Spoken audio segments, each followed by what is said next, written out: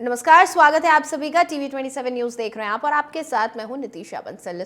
इस खास बुलेटिन में बात करेंगे देश भर से जुड़ी अहम खबरों की। सबसे पहले शुरुआत करेंगे लखनऊ से आ रही एक बड़ी खबर के साथ। यूपी के सीएम योगी आदित्यनाथ से जुड़ी हुई ये बड़ी खबर आपको बता दें, यूपी के सीएम योगी आदित्यनाथ को बम से उड़ाने की धमकी दी गई है। महानगर थाने में मुकदमा दर्ज कर लिया गया है। इस मामले पर सीयूजी नंबर पर धमकी भरा एक कॉल आया था। बड़ी खबर बता रहे हैं इस वक्त की लखनऊ से, जहां पर सीएम योगी आदित्यनाथ को बम से उड़ा देने की धमकी मिली है। सीयूजी नंबर पर कॉल करके ये धमकी दी गई है। इस मामले की जानकारी पुलिस को भी दे दी गई है। यूपी के सीएम योगी आदित्यनाथ से जुड़ी ये बड़ी खबर। महानगर थाने में मुकदमा दर्ज कर लिया गया है। तो इस वक्त की बड़ी खबर है ये, जहां पर लखनऊ में महानगर थाने में एक शिकायत दर्ज की गई है। शिकायत सीएम योगी से जुड़ी हुई है। सीएम योगी को धमकी दी गई है। सीएम योगी को बम से उड़ाने की धमकी दी गई है। इस मामले में महानगर थाने में मुकदमा दर्ज हो चुका है। सीयूजी नंबर पर कॉल करके ये धमकी दी गई है। बड़ी खबर इस वक्त की उत्तर प्रदेश की राजधानी लखनऊ से आ रही है। आपको बता दें कि सीएम योगी आदित्यनाथ को बम से उड़ा देने की धमकी दी गई है, जिसके बाद पूरे महकमे में हड़कंप मच गया है।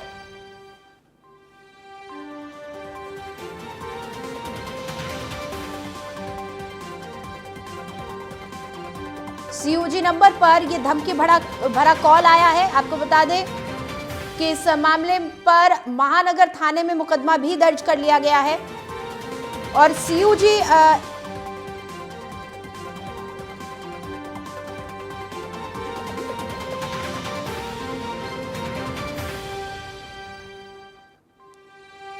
सीयूजी नंबर का इस्तेमाल किया गया है इस धमकी को देने के लिए। मेरे सहयोगी अभिषेक मनी त्रिपाठी फोन लाइन पर जुड़ चुके हैं, उनसे बातचीत करेंगे। अभिषेक, क्या कुछ है ये पूरा मामला, किस तरह से किसने ये धमकी दी है, क्या जानकारी मिल पा रही है? जी बिल्कुल, देखिए आपसे बताना चाहेंगे, ये 2 तारीख के करीब रात में 10 बजे का मामला है। जिस मुख्य आरक्षी हेड कांस्टेबल उधम सिंह ने जो है फोन उठाया था, जो कि सुरक्षा निदेशालय में तैनात हैं। सीयूजी नंबर 945440 2552 पर 8889991916 नंबर से कॉल आई, जिसमें सीधे उसने ये बोला कि अब मुख्यमंत्री योगी आदित्यनाथ को बम से उड़ाया जाएगा। जिसके बाद से उधम सिंह द्वारा पूछा गया कि आप कौन है, उसके बाद फोन काट दिया गया। तो बस इतनी ही मामले में करीब 4 या 5 सेकंड की बात हुई होगी। उसके बाद से जो जिसने कॉल किया था उसने फोन कट कर दिया, जिसके बाद से मुख्य आरक्षी जो उधम सिंह है उन्होंने तत्काल जो है महानगर थाने में जो है मुकदमा दर्ज कराया और पुलिस जो है लगातार इसमें छानबीन कर रही है कि आखिर कॉल किसने की थी। उसका नंबर हालांकि उनके पास मौजूद है और जो सीयूजी नंबर पे कॉल की गई थी वो दोनों नंबरों को मैच करके निकाला जा रहा है कि आखिर कॉल कहां से आई थी। तो तत्काल पूरी टीमें लगी हुई हैं। अब जो भी कुछ सामने होगा, किसने फोन किया था, वो आगे सुरक्षित अभिषेक, किस वक्त का ये मामला है, कब ये कॉल आई, कितना समय इस कॉल को हो चुका है, पुलिस से क्या जानकारी मिल पा रही है?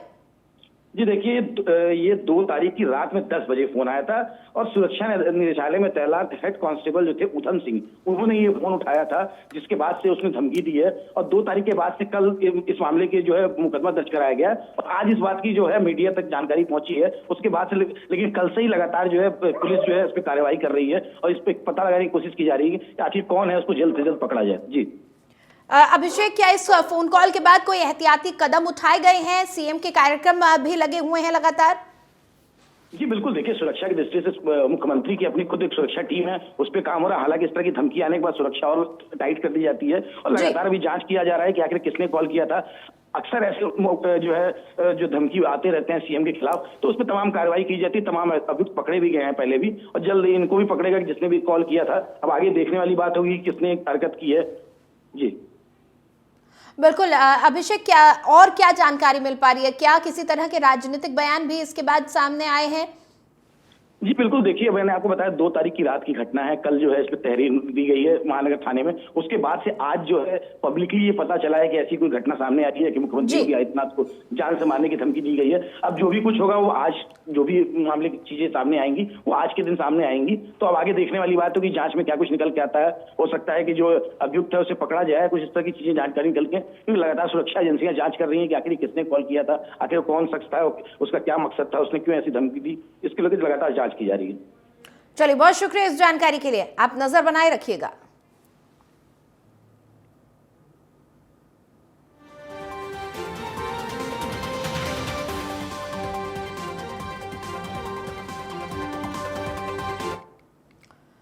और आगे बढ़ते हुए बात करेंगे अगली बड़ी खबर की। 5 राज्यों के दौरे पर रहने वाले हैं प्रधानमंत्री नरेंद्र मोदी और आज से 6 मार्च तक पीएम दौरे पर रहेंगे। करोड़ों के विकास कार्यों की सौगात देंगे पीएम। तेलंगाना, तमिलनाडु और ओडिशा दौरा करेंगे प्रधानमंत्री नरेंद्र मोदी। पश्चिम बंगाल और बिहार का भी पीएम दौरा करने वाले हैं। आज पीएम तेलंगाना के दौरे पर रहेंगे। 56,000 करोड़ की योजनाओं का शिलान्यास करेंगे पीएम। तो बड़ी खबर आपको बता रहे हैं, प्रधानमंत्री नरेंद्र मोदी 6 मार्च तक 5 राज्यों का दौरा करने वाले हैं। इन 5 राज्यों के दौरे में प्रधानमंत्री 56,000 करोड़ की सौगात देने वाले हैं। प्रधानमंत्री का ये दौरा आज से 6 मार्च तक है।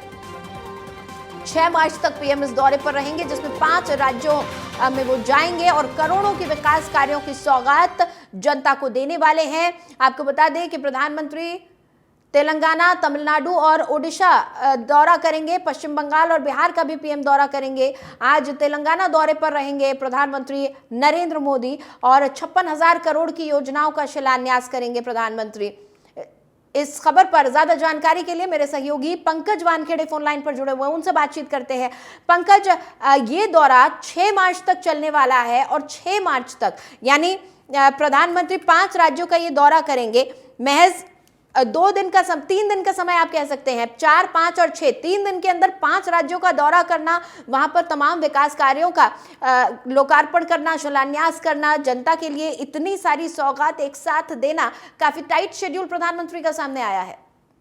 बिल्कुल, बेशक नितिशा, देखिए प्रधानमंत्री मोदी 4 से लेकर 6 मार्च तक 5 राज्यों का दौरा करेंगे। उसमें तेलंगाना, तमिलनाडु, उड़ीसा, पश्चिम बंगाल, बिहार और इसके अलावा प्रधानमंत्री मोदी तेलंगाना के अलीदाबाद में 56,000 करोड़ रुपए से अधिक की परियोजना का उद्घाटन, लोकार्पण और शिलान्यास करेंगे। अलीदाबाद में शुरू की जा रही परियोजना के माध्यम से बिजली क्षेत्र में जबरदस्त बढ़ावा मिलेगा। इस बात का अंदेशा केंद्र सरकार की तरफ से किया गया है। इसके अलावा प्रधानमंत्री मोदी तेलंगाना के संगारेड्डी में भी 6,800 करोड़ से अधिक की विकास परियोजना का उद्घाटन और शिलान्यास करेंगे। संगारेड्डी से शुरू की गई परियोजनाओं के सड़क, रेल, पेट्रोलियम और प्राकृतिक गैस जैसे कई प्रमुख क्षेत्र शामिल है, जिसपे प्रधानमंत्री मोदी आज उसका शिलान्यास करेंगे। उसके बाद प्रधानमंत्री मोदी हैदराबाद के लिए रवाना होंगे, जहां पे जो नागरिक उड्डयन अनुसंधान संगठन है उसको राष्ट्र को समर्पित करेंगे। और इस मौके पर केंद्रीय उड्डयन मंत्री ज्योतिरादित्य सिंधिया मौजूद रहेंगे। तमिलनाडु में ही जो कार्यक्रम है, स्वदेशी प्रोटोटाइप फास्ट फीडर रिएक्टर, उसकी शुरुआत प्रधानमंत्री मोदी आज करेंगे। और इसके अलावा अगर देखा जाए, भारत के परमाणु ऊर्जा कार्यक्रम में एक ऐतिहासिक उपलब्धि साबित होगा, उसके लिए कार्यक्रम। उसके अलावा प्रधानमंत्री मोदी कल उड़ीसा में मौजूद रहेंगे। उड़ीसा में 19,600 करोड़ रुपए की से अधिक विकास परियोजना का उद्घाटन, लोकार्पण करेंगे। प्रधानमंत्री मोदी 6 मार्च को कोलकाता में रहेंगे, जहां पे 15,400 करोड़ रुपए की परियोजनाओं का उद्घाटन करेंगे। और उसके अलावा प्रधानमंत्री मोदी बिहार के बेतिया भी जाएंगे। जी बिल्कुल पंकज, ये जो दौरा हम देख रहे हैं चुनावों से ठीक पहले हो रहा है। चुनावों की तारीखों का अब ऐलान होने वाला है और उससे ठीक पहले ऐसे राज्यों का दौरा प्रधानमंत्री कर रहे हैं, ऐसे राज्यों में सौगात दे रहे हैं जहां पर पिछले चुनावों में बीजेपी का प्रदर्शन कुछ खास नहीं रहा था, उतना उम्दा नहीं रहा था। तो कहीं ना कहीं इसे देखा जा सकता है चुनावी मोड में नजर आ रहे हैं प्रधानमंत्री। बिल्कुल, बेशक नितिशा, देखिए अगर देखा जाए, पिछले 3 दिनों से प्रधानमंत्री मोदी 1 मार्च को बंगाल गए, फिर 2 मार्च को बंगाल गए प्रधानमंत्री मोदी, और 2 तारीख को ही शाम को प्रधानमंत्री मोदी बिहार का दौरा करते हैं। और उसी दिन 1 तारीख को प्रधानमंत्री मोदी सवेरे झारखंड जाते हैं। तो कहीं ना कहीं प्रधानमंत्री लगातार उन तमाम राज्यों का दौरा कर रहे हैं जहां पे भारतीय जनता पार्टी कमजोर रही हो या मजबूत नहीं हो, तो वहां पे लगातार प्रधानमंत्री मोदी दौरा कर रहे हैं और पार्टी को मजबूत कर रहे हैं और कोशिश कर रहे हैं कि वहां से बेहतर नतीजे भारतीय जनता पार्टी के लिए आए। और सबसे महत्वपूर्ण ये भी है कि जो आज कल परसों दौरा, उसमें से 4 राज्य जो महत्वपूर्ण 4 राज्य हैं, वो नॉन हिंदी बेल्ट है, जहाँ पे बीजेपी लगातार प्रयास कर रही है कि क्योंकि जहाँ भी उत्तर भारत हो या हिंदी बेल्ट हो वहाँ बीजेपी का अच्छा परफॉर्मेंस रहा है, लेकिन जहाँ हिंदी बेल्ट नहीं है वहाँ बीजेपी परफॉर्मेंस अच्छा नहीं कर पाई। इसलिए प्रयास लगातार है कि वहाँ पे अच्छा परफॉर्मेंस किया जाए, इसलिए प्रधानमंत्री मोदी लगातार दौरा करते नजर आ रहे हैं। चलिए, बहुत शुक्रिया पंकज इस जानकारी के लिए आपका। चलिए आगे बढ़ते हुए अब बात दिल्ली सरकार की कर लेते हैं। आज दिल्ली सरकार का बजट आने वाला है। वित्त मंत्री अतिशी बजट पेश करेंगी। आप सरकार आज अपना 10वां बजट पेश कर रही है। बजट में राम राज्य का कॉन्सेप्ट दिख सकता है। सूत्रों के हवाले से खबर आ रही है कि इस बजट में समाज के हर वर्ग के लिए कुछ न कुछ सौगात होगी। राम राज्य इस थीम पर यह बजट तैयार किया गया है। तो बड़ी खबर इस वक्त की हम आपको बता रहे हैं। दिल्ली सरकार का आज बजट आने वाला है। वित्त मंत्री अतिशी बजट पेश करेंगी और आप सरकार अपना 10वां बजट आज पेश कर रही है। वित्त मंत्री अतिशी आज दिल्ली सरकार की तरफ से ये बजट पेश करेंगी, वित्त मंत्रालय की तरफ से ये बजट पेश करेंगी जो कि दिल्ली की जनता के लिए है। सूत्रों के हवाले से खबर है कि राम राज्य की झलक इस बजट में दिख सकती है। इस बजट की थीम भी राम राज्य रखी गई है और समाज के हर वर्ग को इस बजट के जरिए छूने की कोशिश की जाएगी। और ज्यादा जानकारी के साथ मेरी सहयोगी आयुषी मिश्रा फोन लाइन पर जुड़ी हुई हैं, उनसे हम बातचीत कर लेते हैं। आयुषी, आज 10वां बजट लेकर आ रहे हैं आम आदमी पार्टी सरकार अपना। अतिशी आज जब बजट पेश करेंगी, बताया जा रहा है कि राम राज्य की इसमें झलक मिल सकती है। राम राज्य इस बजट की थीम रखी गई है। और क्या कुछ जानकारी मिल पा रही है, किन चीजों का समावेश हो सकता है इस बजट में? जी बिल्कुल नितिशा, इस बार का बजट राम राज्य की अवधारणा पर रहने की संभावना है। बजट घोषणा में भी सभी वर्गों का ख्याल रखा जाएगा और खास तौर पर कच्ची कॉलोनियों में होने वाली विकास योजनाओं पर दिल्ली सरकार की ओर से बजट खर्च बढ़ाए जाने की उम्मीद है। और इसके साथ ही आम आदमी पार्टी की सरकार जो आज 10वें साल का बजट पेश कर रही है और आतिशी जो कि वित्त मंत्री है वो पहली बार सदन के पटल पर बजट पेश करेंगी। और आपने शुरू से ही अपने बजट की प्राथमिकता में शिक्षा और स्वास्थ्य को रखा है। ये माना जा रहा है कि इस बार भी इन दोनों ही क्षेत्रों में सरकार अपने बजट का मुख्य हिस्सा खर्च करेगी। तो साफ तौर पे देखा जा सकता है जिस तरीके से आम आदमी पार्टी लगातार शिक्षा की बात करती है, स्वास्थ्य की बात करती है और कहीं ना कहीं लोकसभा चुनाव के ठीक 11 महीने बाद फिर से दिल्ली में विधानसभा चुनाव है, तो काफी चीजों को मद्देनजर रखते हुए इस बार दिल्ली सरकार बजट पेश करेंगी। और इसके साथ ही आपको बता दें कि दिल्ली में इस साल अगले साल तक बढ़ने वाली संख्या में इलेक्ट्रॉनिक बसों को सड़कों पर उतारे जाने की भी योजना है। यानी कि पूरी कोशिश है कि 2023-24 की अगर बात करें तो उस बजट में शिक्षा पर सबसे अधिक 16,575 करोड़ रुपए और स्वास्थ्य पर 9,742 करोड़ का प्राविधान किया गया था। पिछली बार परिवहन पर 9,337 करोड़ तथा शहरी विकास पर 8,239 करोड़ का प्राविधान किया गया था। तो लगभग इस बार भी पूरी उम्मीद जताई जा रही है, चाहे वो इलेक्ट्रॉनिक वाहनों को सड़कों पर उतारना हो, शिक्षा के क्षेत्र में, स्वास्थ्य के क्षेत्र में और जो कच्ची कॉलोनियां हैं उन तमाम क्षेत्रों में। और पूरी उम्मीद जताई जा रही है कि इस बार भी दिल्ली सरकार आम जनता से जुड़े मुद्दों पर ही बजट पेश करेगी। लेकिन जो सबसे चौंकाने वाली बात यह है, और क्योंकि लोकसभा चुनाव है, चुनावी साल है, हर तरफ हर कोई राममय हो चुका है और इस बार दिल्ली सरकार भी राजधानी का बजट राम राज्य के थीम पर बेचती है। तो कहीं ना कहीं चौंकाने वाली बात है। बिल्कुल बिल्कुल आयुषी, आप हमारे साथ बने रहिए। एक और बड़ी खबर है दिल्ली सरकार से जुड़ी हुई सामने आ रही है। बड़ी खबर इस वक्त की हम आपको बता रहे हैं, सीएम केजरीवाल को ईडी का समन मिला था। इस मामले में ताजा जानकारी सामने आई है। केजरीवाल ने ईडी को जवाब भेजा है, समन को गैर कानूनी बताया है। लगातार केजरीवाल समन को गैर कानूनी बताते रहे हैं। एक बार फिर सीएम ने ईडी के समन को गैर कानूनी बताया है। वीडियो कॉन्फ्रेंसिंग के जरिए सुनवाई में आज शामिल होंगे केजरीवाल, इस बात का खुलासा हो रहा है। तो बड़ी खबर इस वक्त की हम आपको बता रहे हैं, आखिरकार ईडी के समन का जवाब भेजा है अरविंद केजरीवाल ने। दिल्ली के मुख्यमंत्री और आम आदमी पार्टी के संयोजक हैं अरविंद केजरीवाल। केजरीवाल ने ईडी को जवाब दिया है। केजरीवाल ईडी के प्रश्नों के जवाब देने को अब तैयार हैं। हालांकि समन को उन्होंने गैर कानूनी बताया है, फिर भी जवाब देने को तैयार नजर आ रहे हैं अरविंद केजरीवाल। इसके साथ ही वीडियो कॉन्फ्रेंसिंग के जरिए वो ईडी के सवालों का जवाब देंगे, इस बात का खुलासा किया गया है। तारीख की भी मांग की गई है उनके द्वारा। 12 मार्च के बाद की तारीख की मांग अरविंद केजरीवाल की ओर से, दिल्ली के मुख्यमंत्री की ओर से की गई है। और आयुषी मिश्रा लगातार हमारे साथ जुड़ी हुई हैं। आयुषी, आखिरकार अरविंद केजरीवाल ने ईडी के समन का जवाब दिया है, लेकिन एक बार फिर जिस तरह से वो लगातार कहते आए हैं कि ये तो समन ही गैर कानूनी है, ईडी मुझे समन नहीं भेज सकती है इस मामले में, एक बार फिर उन्होंने यही कहा है। और क्या जानकारी मिल रही है? उन्होंने तारीख भी मांगी है 12 मार्च के बाद की। जी बिल्कुल नितीशा, लगातार 8वां सम्मन ईडी की तरफ से आम आदमी पार्टी के संयोजक और दिल्ली के मुख्यमंत्री अरविंद केजरीवाल को भेजा जा चुका है, लेकिन लगातार आम आदमी पार्टी की तरफ से इस सम्मन को गैर कानूनी ठहराया जा रहा है। हर सम्मन के बाद अरविंद केजरीवाल का बयान आता है और वो सीधे तौर पे इसे गैर कानूनी बताते हैं, लेकिन जब मामला कोर्ट में गया, राउज एवेन्यू कोर्ट में, तो उसका अरविंद केजरीवाल ने कुछ दिनों की मोहलत मांगी थी कि उन्हें थोड़ा किया जाए, क्योंकि विधानसभा सत्र चल रहा है, बजट पेश होना है।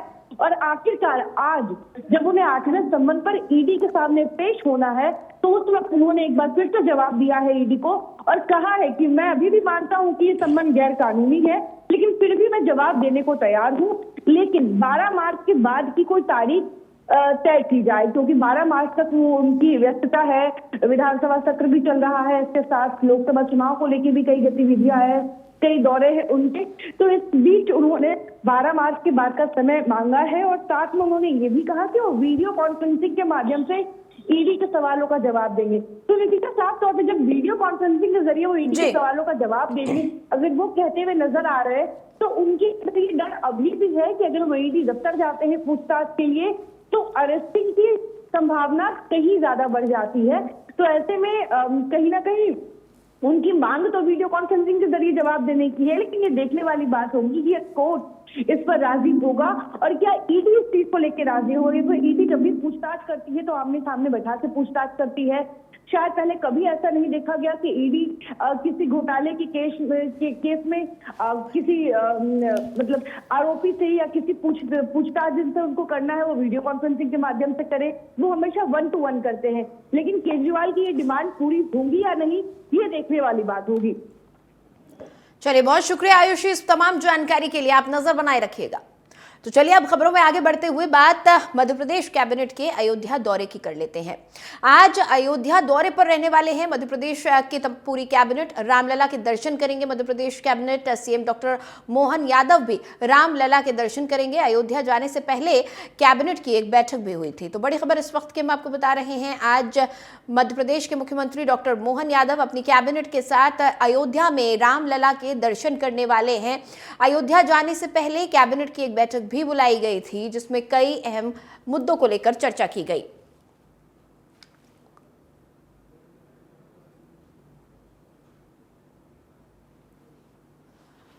और इस खबर पर ज्यादा जानकारी के साथ भोपाल से मेरे सहयोगी नीरज श्रीवास्तव जुड़ चुके हैं, उनसे बातचीत करेंगे। नीरज, एक के बाद एक तमाम प्रदेश के मुख्यमंत्री अपने विधायकों के साथ, अपने कैबिनेट के साथ रामलला के दर्शन कर रहे हैं। इसी कड़ी में आज डॉक्टर मोहन यादव भी अयोध्या पहुंच रहे हैं अपनी कैबिनेट के साथ। क्या कुछ कार्यक्रम प्रस्तावित है?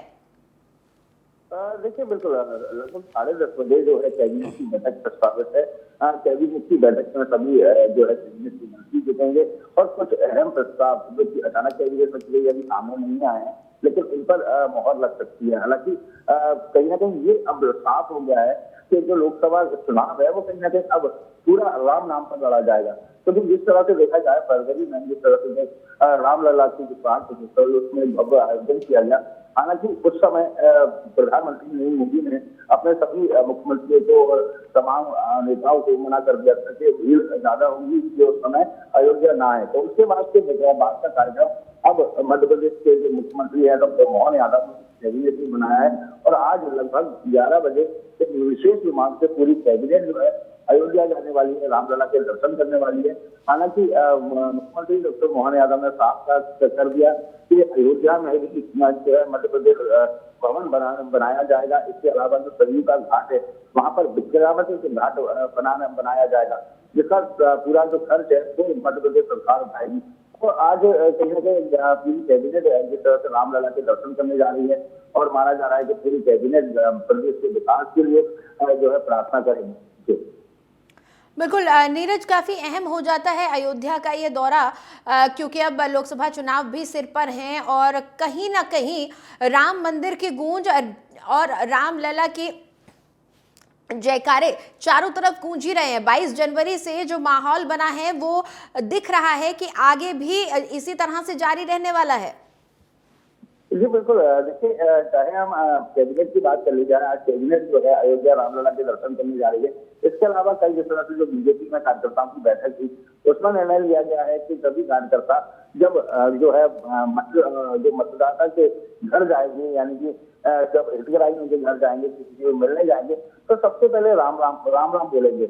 यानी कि कहीं ना कहीं राम का नाम लेकर इस पूरे चुनाव को लड़ा जाएगा। ये पूरी तरह से निश्चित हो गया है। और जिस तरह से जो बूथ लेवल पर जो कार्यकर्ता हैं वो अब जब किसी के घर वोट मांगने जाएंगे तो सबसे पहले राम नाम बोलते हुए नजर आएंगे।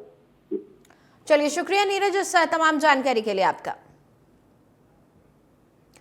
चलिए आगे बढ़ते हुए बात अब उत्तराखंड की कर लेते हैं, जहां से एक अहम खबर। आज धामी मंत्रिमंडल की बैठक बुलाई गई है। सीएम पुष्कर सिंह धामी की अध्यक्षता में आज ये बैठक होने वाली है। बैठक में कई बड़े फैसलों को हरी झंडी मिल सकती है। लोक और निजी संपत्ति क्षति वसूली एक्ट को भी मंजूरी मिल सकती है। तो बड़ी खबर आपको बता रहे हैं, आज उत्तराखंड में सीएम धामी के मंत्रिमंडल की बैठक बुलाई गई है। इस बैठक में कई अहम फैसलों पर चर्चा होगी, कई मुद्दों पर मोहर लग सकती है। आपको बता दें कि लोक और निजी संपत्ति क्षति वसूली एक्ट को भी मंजूरी मिल सकती है। काफी अहम आज की मंत्रिमंडल की ये बैठक मानी जा रही है। और इस खबर पर ज्यादा जानकारी के साथ मेरे सहयोगी विपिन नेगी मेरे साथ जुड़ चुके हैं, उनसे बातचीत करते हैं। विपिन, कई बड़े फैसले हैं जो इस बैठक में लिए जा सकते हैं, कई अहम मुद्दे हैं जिन पर चर्चा हो रही है, जिनमें से एक क्षतिपूर्ति का भी है। लोक और निजी संपत्ति को क्षतिपूर्ति से जुड़ा हुआ ये पूरा एक्ट है। और क्या कुछ जानकारी मिल पा रही है इस बैठक के बारे में?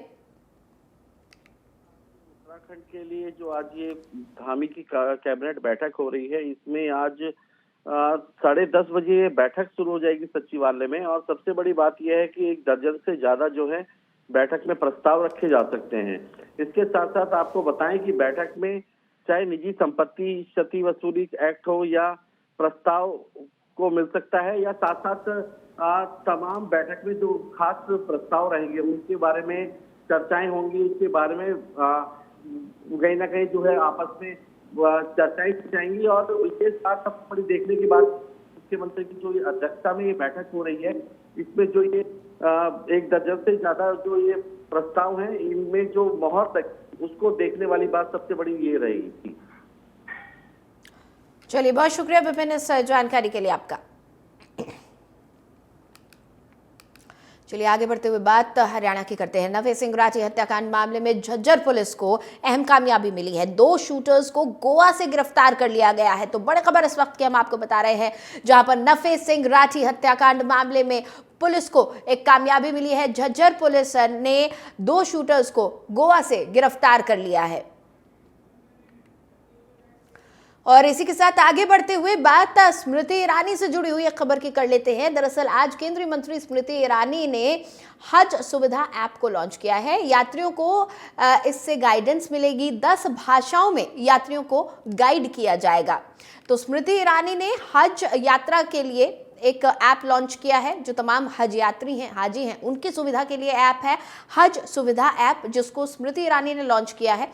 इसके जरिए जो हज यात्री हैं उनको गाइड किया जाएगा। 10 अलग अलग भाषाओं का के जरिए गाइड इसमें किया जा सकेगा। 10 अलग भाषाओं को बोलने वाले यात्रियों के लिए इस ऐप के जरिए सुविधा मुहैया कराई जाएगी।